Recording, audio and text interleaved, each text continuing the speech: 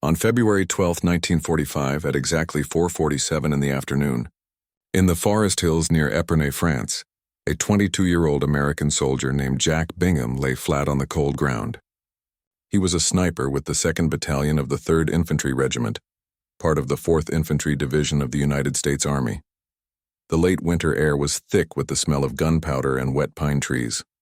In his hands was a Springfield M1903A4 rifle, the standard American sniper weapon of the war, but with one very unusual feature. The scope attached to it was not military grade. It was something he had built himself. His fellow soldiers had laughed when they saw it. A scope made from a broken medical microscope. A steel ring from a taken-apart German artillery fuse to hold it in place. Measurement marks made by hand with pencil notches. It looked silly and unprofessional. They called it a toy.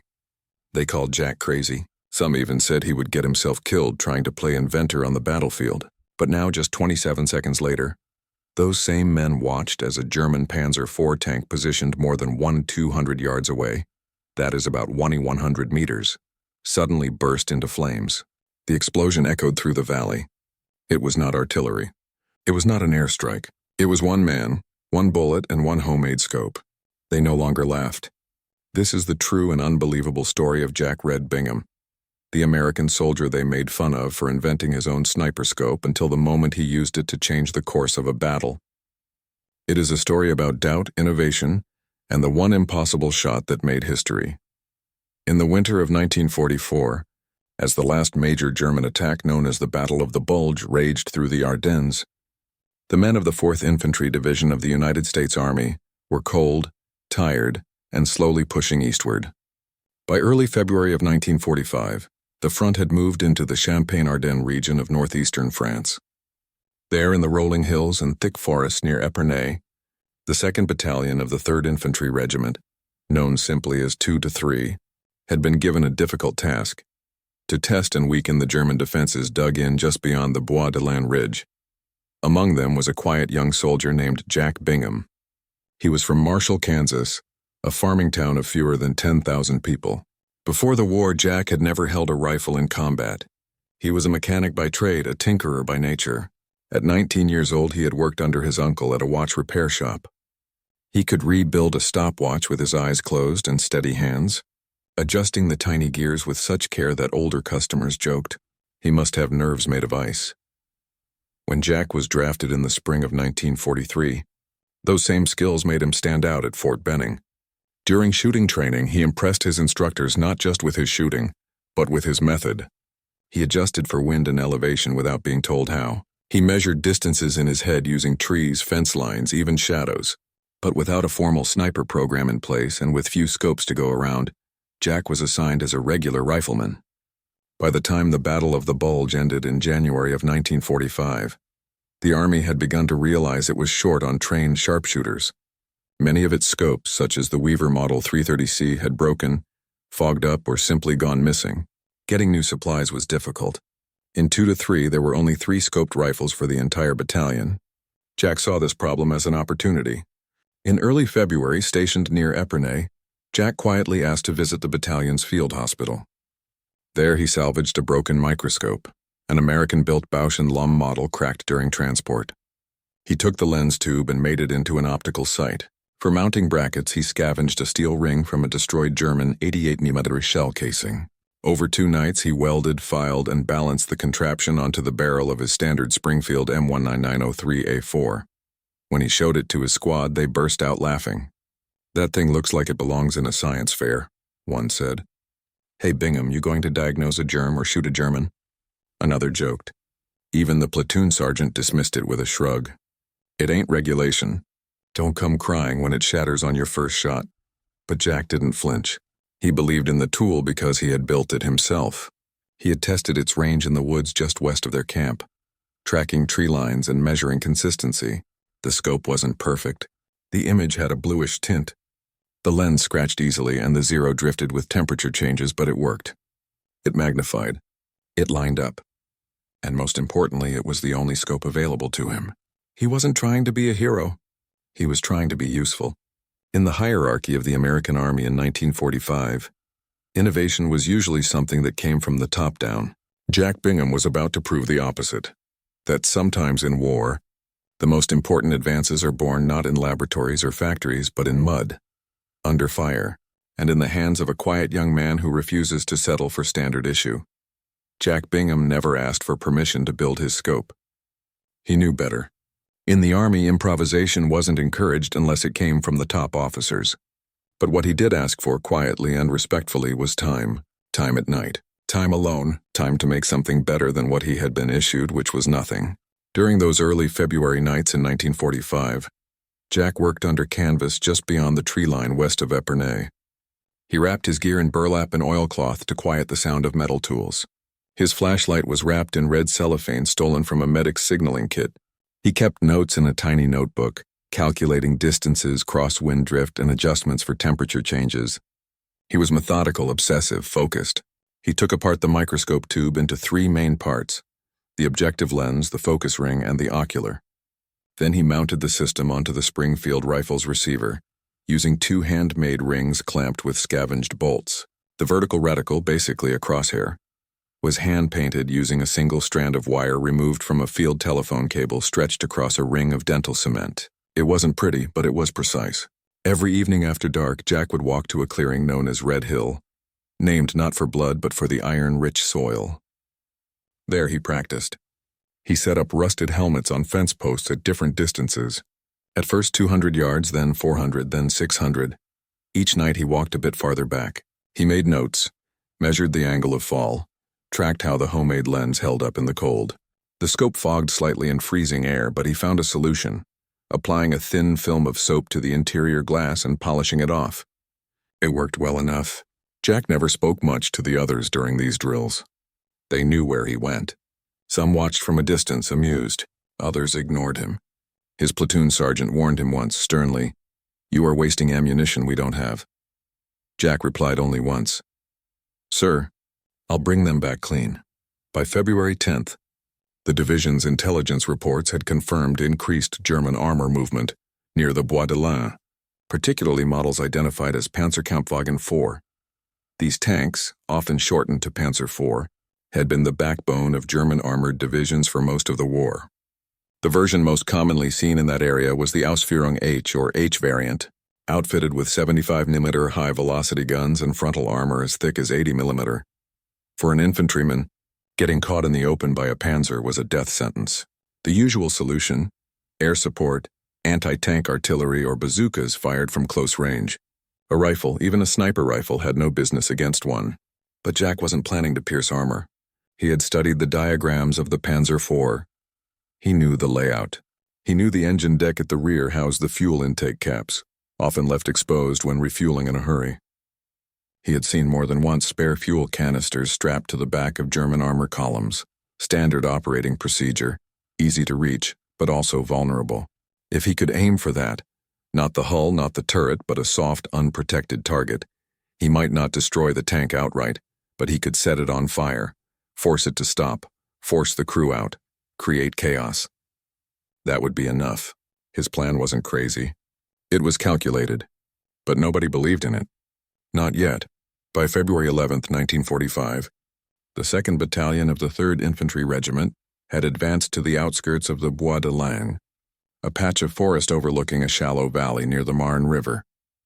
The 4th Infantry Division had orders to push through German lines, weaken the last pockets of resistance, and secure high ground for the coming spring offensive into Germany. But something wasn't right. Scouts reported increased armor traffic along a dirt road that twisted through the tree line. It was narrow, muddy, and mostly invisible from the air, perfect for moving tanks without drawing attention. Intelligence confirmed it. At least 3 Panzer IV tanks were dug in along the western edge of the forest, rotating shifts every 6 hours. The Germans were preparing for a stand. That morning, during a command briefing, Lieutenant Colonel Harris turned to his platoon leaders and made an unusual request. He wanted a sharpshooter in position by daybreak the following morning, someone quiet, steady, and familiar with the terrain. The mission was simple but dangerous.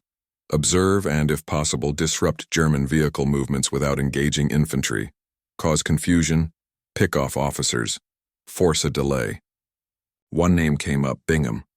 Jack was called to the command tent. where Harris looked him over like a man inspecting a piece of equipment he didn't quite trust. "I hear you've been playing scientist with a rifle," Harris said. "Yes, sir." "You think that thing of yours can hit anything past 400 yards? "I know it can, sir." Harris didn't nod. He didn't smile. He just handed Jack a map and circled a spot labeled Grid 17 Alpha, an elevated thicket of pine trees about 200 yards from the suspected German tank positions. It was a clear line of sight, but a long shot. Longer than regulation, longer than doctrine recommended. "You'll go in before dawn. No backup, no noise, no second chances." "Yes, sir." That night, Jack packed light, his Springfield rifle with the homemade scope, 40 rounds of match-grade ammunition, all hand-selected for consistency, a pair of wire cutters, 2 canteens, 1 chocolate bar, no sidearm. He didn't expect to fight his way out. As the sun set, he moved out alone, cutting through the frost-covered field toward Grid 17 Alpha. He reached the ridge shortly after midnight and dug himself a shallow scrape beneath a fallen pine. Above him, the moon filtered through thin cloud cover, casting long silver shadows across the treetops. The night was deathly quiet. No insects, no wind, just the distant thud of artillery and the occasional bark of a German machine gun far to the east. Jack adjusted his scope. He marked notches on a branch above his position to track the changing wind. He measured distance using fence posts and the width of the valley floor. He double-checked the tension on the mounting rings. Everything was tight, aligned. He lay on his stomach, motionless for nearly 6 hours. Just before dawn, a column of smoke appeared on the horizon. The Panzer was moving, slow, intentional. It emerged from the trees and paused just beyond the ridgeline. Steam hissed from its exhaust pipes. A crew member, bareheaded, probably the loader, stepped out and began refueling from an external jerry can strapped to the rear hull. It was exactly what Jack had been waiting for. One mistake, one exposed canister, one chance. He exhaled slowly. For 200 yards, a target no bigger than a lunchbox, less than 3 seconds of visibility. He steadied the crosshairs. His finger moved to the trigger. The world fell silent. 200 yards. That is 100 meters, almost 3/4 of a mile, across a muddy French valley covered in early morning fog. No spotter, no support, no guarantee.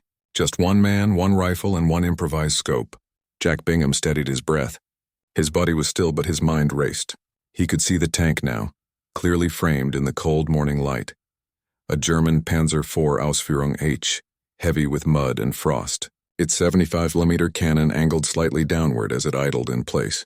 Behind it, 2 crewmen were refueling from a canister strapped to the rear hull. They moved quickly, assuming they were safe. The American front line was over 1 kilometer away. No one would dare shoot from that far. Jack's eyes narrowed. He was not aiming for the tank's turret or hull. That would be suicide. The Panzer's armor, 80mm thick at the front, was more than enough to brush off a rifle round. Even from a high-powered .30 caliber Springfield, the round would flatten like a coin. But Jack wasn't trying to punch through steel. He was aiming for something soft, something flammable. He had studied this. German refueling procedures were often rushed, especially under pressure. If the crew left the cap loose or spilled even a few ounces of fuel near the intake, it could catch fire. And if the fire reached the ammunition stored near the engine bay, well, then even a rifle round could trigger something far worse. He aligned the reticle. Hand-painted wires stretched across the view like a cross of light. The wind had calmed. Just a light breeze from the west, maybe 3 miles per hour. He adjusted for drift.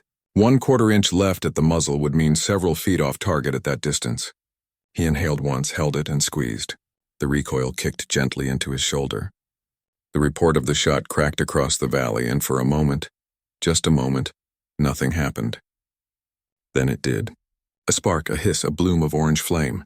The jerrycan exploded first, showering the crew with burning fuel. One of them screamed. The second tried to run. Flames licked up the rear of the tank, catching on the engine grate, then crawling inward.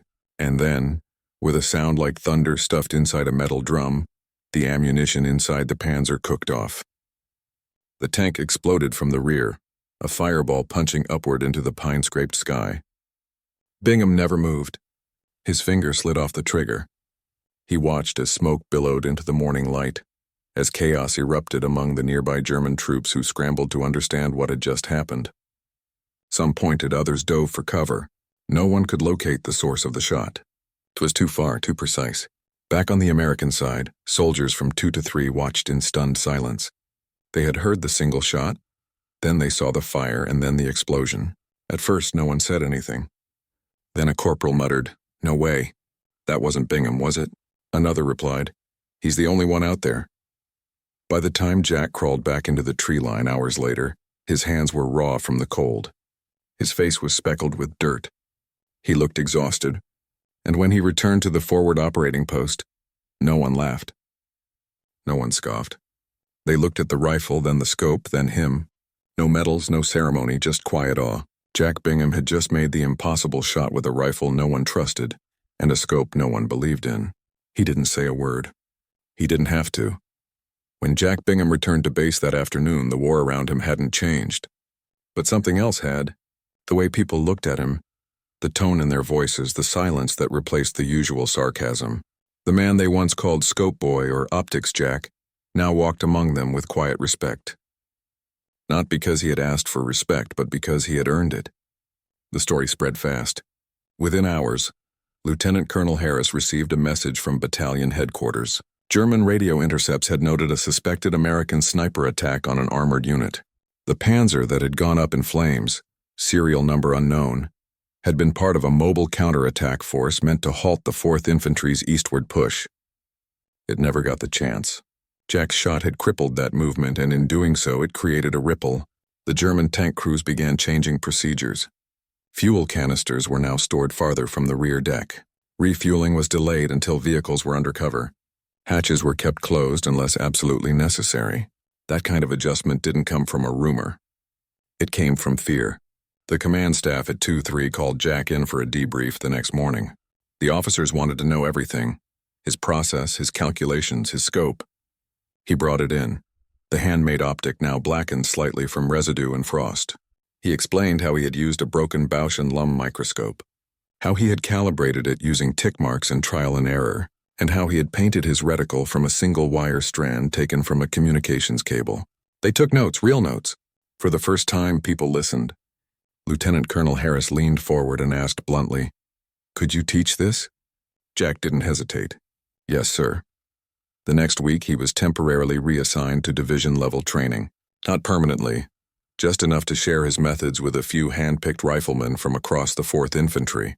His lessons were simple but powerful. Improvise with precision. Measure everything. Trust your instincts but verify them with data. One of the sergeants who had once mocked Jack asked to borrow the scope just to look through it. Jack let him. The man held it up to the light, frowned, then handed it back. "This thing's ugly," he muttered, "but damn, it works." Back at camp, word spread beyond their unit. Another battalion sent a runner asking if Jack could demonstrate his technique. A major from division staff showed up unannounced asking for a written summary. It seemed no one could get over the fact that a homemade scope, made in the woods with scrap parts and solder, had done what no regulation sniper rifle had ever done in that sector. It had stopped a tank. Not destroyed it with brute force, but outthought it. Jack didn't gloat. He wasn't built for that. He kept to himself as always. He spent his evenings rechecking the scope, cleaning the bolt and running his fingers along the cold steel barrel like a mechanic inspecting the engine of a car. He knew better than anyone. He wasn't chasing glory. He was chasing reliability. The rifle, the scope, and the shot had become one story, his story. And though he never asked for recognition, the Army was now watching closely. Because in a war of machines and mass production, Jack Bingham had proven something ancient. That sometimes the most powerful weapon is not what you're issued, but what you build with your own hands. The war would go on for another 3 months. In May of 1945, Nazi Germany surrendered. The guns fell silent across Europe. The cities lay in ruin. The fields in places like Champagne, Normandy, and the Ardennes were littered with rusting steel and memories soaked into the mud. For most soldiers, including Jack Bingham, there was no grand ceremony, no dramatic farewell, just orders. Orders to pack up, return home, and forget, or try to, what they had seen.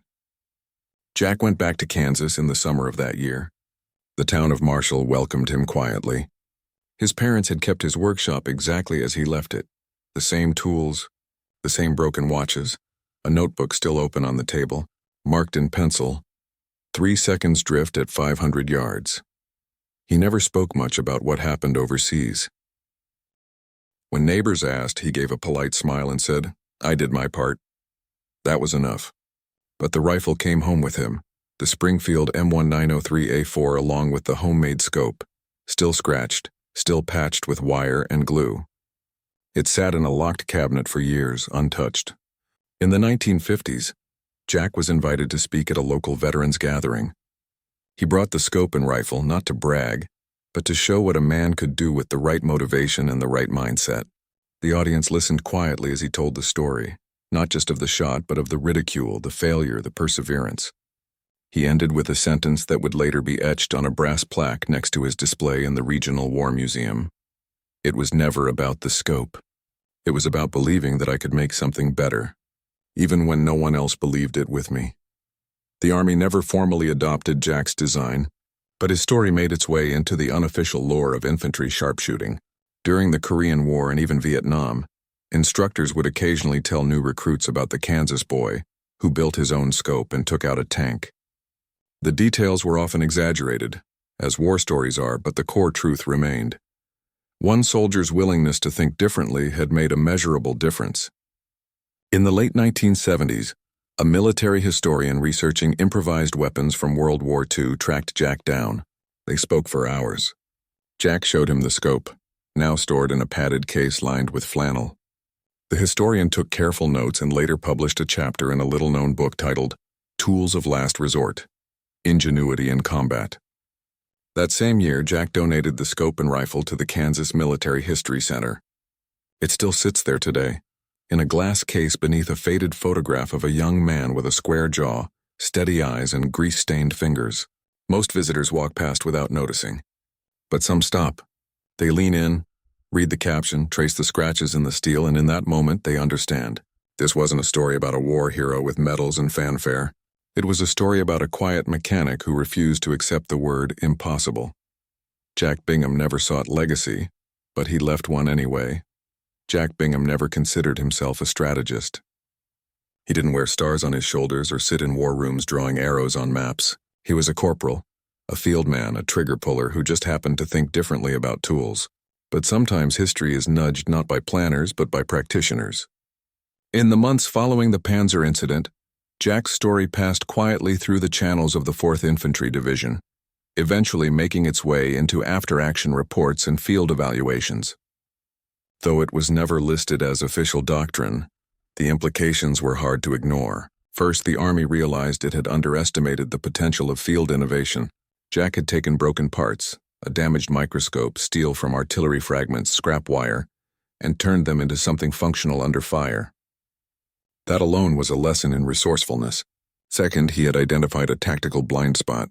Most sniper training at the time emphasized infantry targets, officers, machine gun nests, forward observers. Very few ever considered the idea that a sniper could influence armored warfare. Jack had shown that under specific conditions, a well-placed rifle shot could disrupt or even destroy a vehicle, if the target wasn't the armor, but the vulnerability behind it. In response, several after-action reviews began recommending expanded sniper training, including the identification of soft spots on enemy equipment. A small clause was added to a post-war field manual in the late 1940s. Personnel should be trained to identify and exploit exposed support elements of mechanized units when conditions permit. It didn't mention Jack by name, but that sentence was born from his shot. Third, Jack's success reignited conversations about sniper doctrine itself. During World War II, the U.S. military had trailed behind both the Soviets and the Germans in sniper development. The Soviets fielded over 20,000 trained snipers by the war's end. The Germans were feared for their precision and optic superiority. By contrast, the American approach was decentralized, inconsistent, and heavily dependent on whatever equipment was available at the time. Jack's homemade scope, crude as it was, forced officers to ask a deeper question. What if we empowered soldiers to innovate at the front, rather than wait for top-down solutions? In the 1950s, the Army began investing more seriously in optic standardization and sniper training programs. By the time Vietnam arrived, snipers were no longer an afterthought. They were a strategic asset. Rifles were better. Optics were clearer. doctrine was sharper. No, Jack Bingham didn't build all that by himself, but he had proven something vital. That battlefield intelligence wasn't just about gathering information. It was about recognizing when the battlefield itself demanded adaptation. Today, in modern military training programs, soldiers still study vulnerability points on vehicles. They're taught to think critically under pressure, to identify unconventional solutions, and in some cases to fabricate gear when supply fails. Those lessons didn't come from theory. They came from a man in a forest in France who refused to believe that standard issue was the same as the only option. One shot, one scope, one quiet defiance of doctrine, and from it, a ripple that would echo through generations of marksmen, engineers, and soldiers who came to understand. Precision is not always about the tool. Sometimes it's about the will behind it. In every war, there are names etched into monuments: generals, battles, victories, dates. But history is also shaped in quieter moments, not with fanfare, not with headlines, but with one decision, one hand-built solution, one act of defiance that no one saw coming. Jack Bingham never raised his voice. He never wrote a book or claimed to be a hero. He didn't chase medals and he didn't try to change the army. But his story, one man, one rifle, one improvised scope, challenges how we think about courage, skill, and innovation under pressure. His moment didn't come in a blaze of glory. It came in stillness, in control, in quiet belief that he could see what others couldn't and hit what others thought impossible. The truth is, most of us are told to follow the manual, to stay in line, to wait for approval. And yet, every breakthrough in history, in science, in war, in human progress, has come from someone who decided, this isn't good enough. I can make it better. Jack's homemade scope wasn't just a technical marvel. It was a statement that ideas matter, even if they look ridiculous at first. That perseverance is often mocked right up until the moment it succeeds. That sometimes the only difference between a failure and a breakthrough is the willingness to try anyway. Think about the battlefield he was on. Mud, fear, steel. A world where conformity keeps you alive. And in that world, this man with nothing but a cracked microscope and a steel ring from enemy shrapnel changed the course of a battle, not by following orders, but by thinking beyond them. We live in a time now where technology surrounds us, where precision is engineered, where tools are factory-made, digital, exact. And yet, the spirit that drove Jack Bingham is more relevant than ever. Because we still face challenges that can't be solved with standard issue thinking, problems that require someone willing to say, I'll build it myself. I'll figure it out. Maybe that's you. Maybe you've been told your idea won't work, that it looks strange, that it's a waste of time, that nobody does it that way. And maybe, just maybe, that's exactly why you should keep going. Jack's story reminds us that innovation isn't a department, it's a mindset. And sometimes the smallest change in the hands of someone determined can ripple farther than anyone imagines. One man, one lens, one bullet, and a moment that still speaks to us 80 years later. What about you? What part of Jack Bingham's story hit you hardest? Was it the laughter he faced, the silence after the shot, the legacy no one expected him to leave? Or maybe it's the question that lives between the lines of his life. What would you build if you stopped waiting for permission? Let us know in the comments below. Your voice matters. Your story might be the next one that needs to be told. And if this story moved you, share it. Because somewhere, someone else is holding their own version of that homemade scope, wondering if it's enough. Maybe your belief in them is the shot they've been waiting for. Thank you for watching.